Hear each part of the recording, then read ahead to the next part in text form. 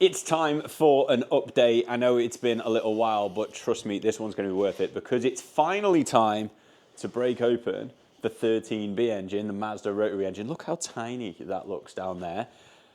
The Z3 is here in the workshop, and with Mike, he's obviously going to help us out again because I just simply can't lift that thing on my own as well. And he's the man with the big tools. I mean, there's a big old flywheel nut to take off. Size of that thing.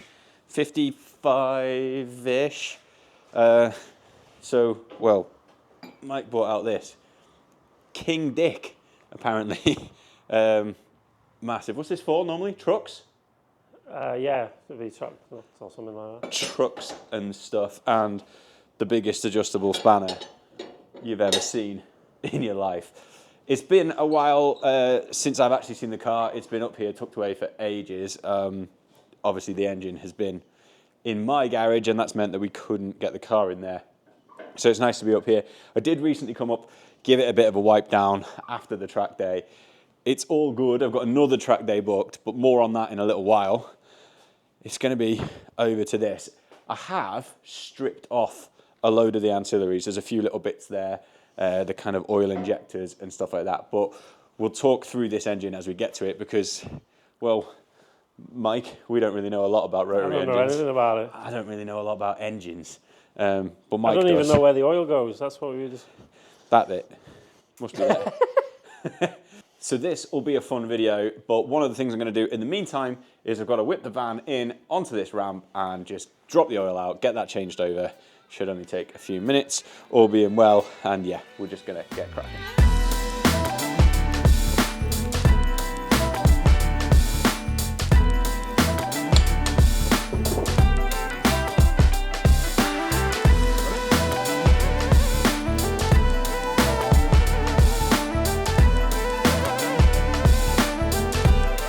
Right, let's have a look at everything that's wrong with the van. Are you checking that stuff's not actually broke? Yeah. Look at this MOT tester here. What? Problem is now, everything that Mike does is just going to cost me money because he's going to point out more things that are broken on the van, and this isn't even the bit that we want to be spending on and making interesting. That's over there. Right, let's get this undone and get it sorted. Oh, look at that, pro.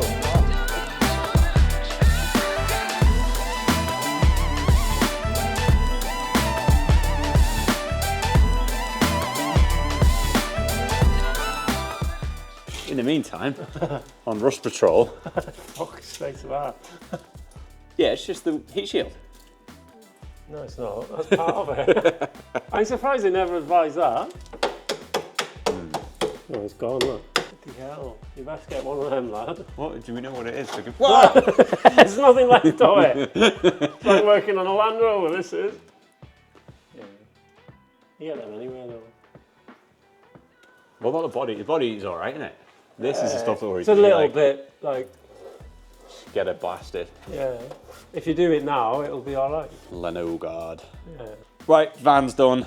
We'll get that out, get the Z3 back in, and figure out how a rotary engine works a bit.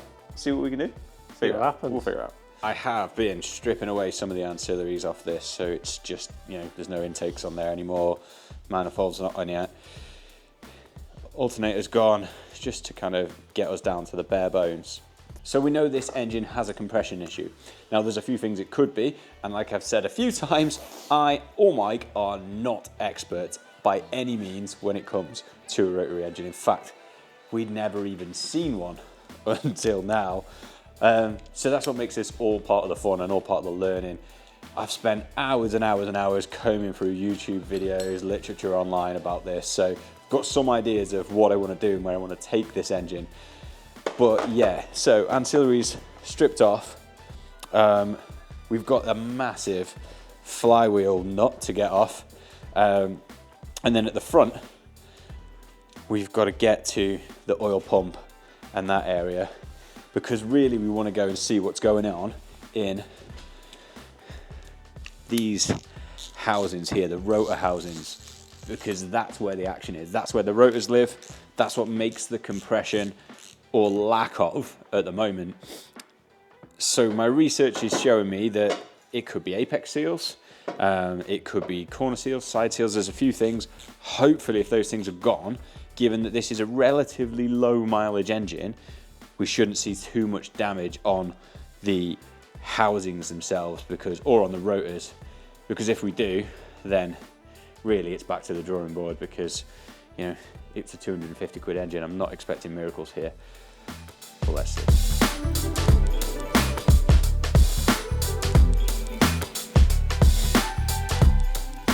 Water pumps off. What we found here, Mike? Goopy stuff. That's like oil that's gone into the water. That, Okay. I reckon. And then rusty hard bits. Listen to that. So far, not a good sign. No, but you don't know how long it's been sat, do you? No, that's true. It could have been sat ages. In all of the videos I've watched on rotary engines, I've not seen that so far. So yes, going well.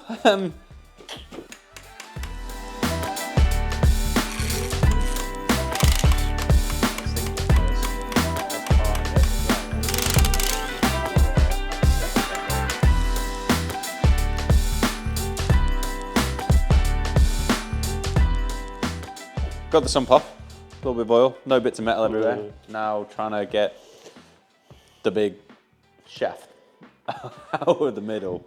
It's not happening, is it, Mike? We need more weight. Tell the internet people what you've MacGyvered up here. But it's redneck, isn't it? There's these little studs on the flywheel, right, that are for something. They're to attach the clutch plate to. Right. The spring plate. So we might break them. We found this massive steel bar. I'm going to stand on one end. Ooh. What do you reckon? Yeah, if you're heavy enough.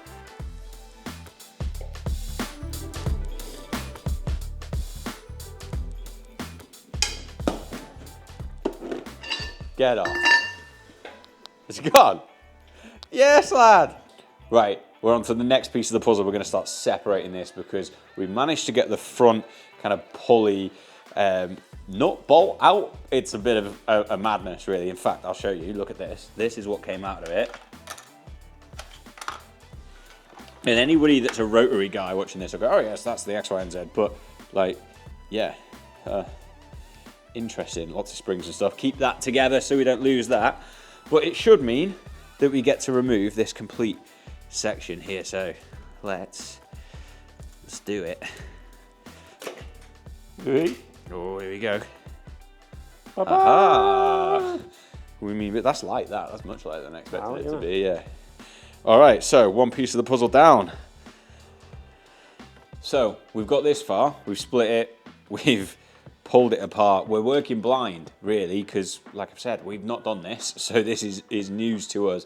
But what we'll be able to do is, once we've got this apart, we'll be able to compare it and reach out to some people that I know and find out what condition the rotors and the housings are actually in, because they're the really important bits. Everything else is replaceable. Obviously, all these gaskets, they need doing. But it's getting late. It's time to just kind of put this to one side for a bit and come back, revisit it maybe next week.